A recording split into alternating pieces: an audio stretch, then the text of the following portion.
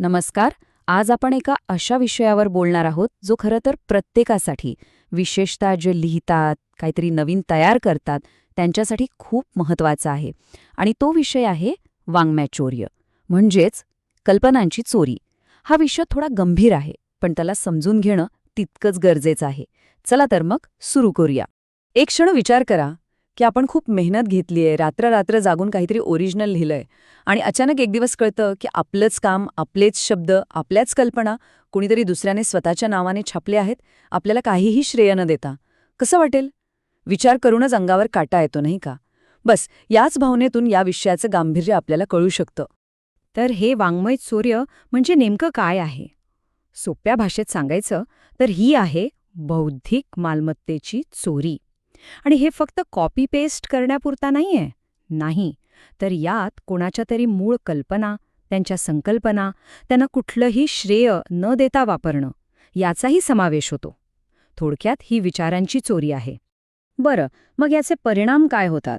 आता भारतात यासाठी असा काही थेट कायदा किंवा शिक्षा नाहीये, पण तरीही शैक्षणिक आणि व्यावसायिक जगात याची खूप मोठी आणि खरं सांगायचं तर भयंकर किंमत मोजावी लागते, कारण हे नैतिकदृष्ट्या सपशील चुकीचं आहे.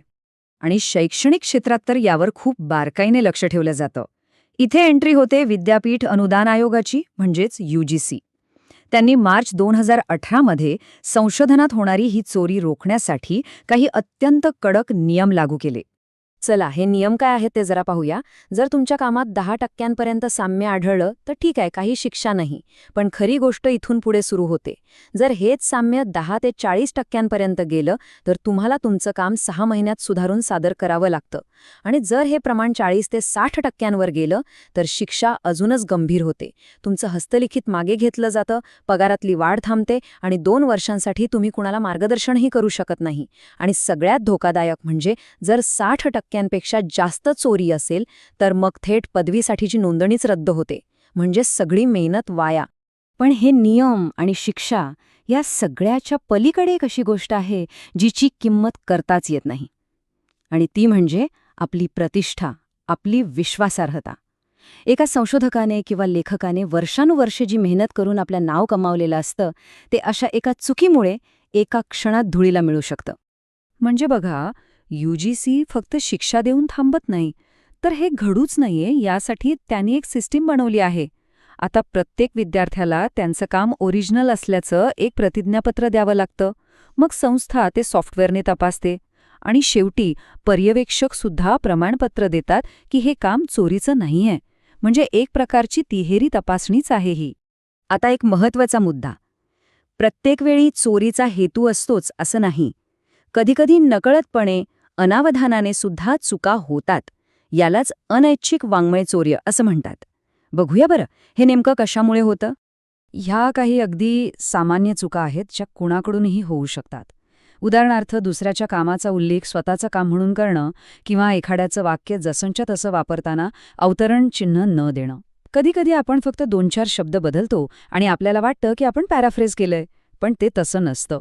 किंवा चुकीच्या पुस्तकाचा संदर्भ दिला जातो आणि सगळ्यात जास्त वेळा काय होतं तर संदर्भ द्यायचाच विसरून जातो.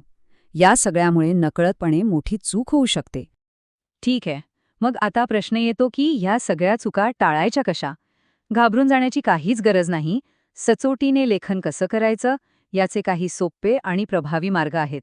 चला ते पाहूया. प्रामाणिकपणे लिहिण्यासाठी काही सोप्या पायऱ्या आहेत. पहिली आणि सगळ्यात महत्त्वाची पायरी म्हणजे लिहिण्याआधी आपले स्वतःचे विचार आणि मुद्दे स्पष्ट करून घ्या. दुसरं, जेव्हा आपण इतरांची माहिती वापरतो तेव्हा ती नीट वाचा, समजून घ्या आणि मग पूर्णपणे स्वतःच्या शब्दांत लिहा. तिसरं, त्या माहितीत आपलं स्वतःचं विश्लेषण, आपला दृष्टिकोन टाका.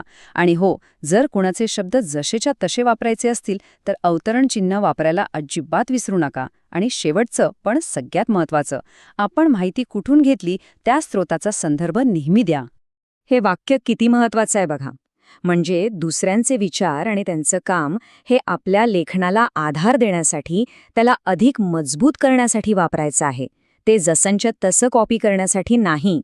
आता इथे एक गोष्ट नीट समजून घेऊया. तथ्य आणि आपला दृष्टिकोन यातला फरक. तथ्य म्हणजे काय तर स्रोतांमधून मिळालेली वस्तुनिष्ठ माहिती, डेटा, सिद्धांत वगैरे. आणि दृष्टिकोन म्हणजे काय तर त्या तथ्यांवर आधारित आपलं स्वतःचं विश्लेषण, आपण काढलेले निष्कर्ष. एका चांगल्या लेखनात या दोन्हींचा एक मस्त समतोल साधलेला असतो. आणि आता जाता जाता एक महत्वाचा प्रश्न, जो प्रत्येकाने स्वतःला विचारायला हवा. आपलं लेखन आपली सचोटी दर्शवतं का?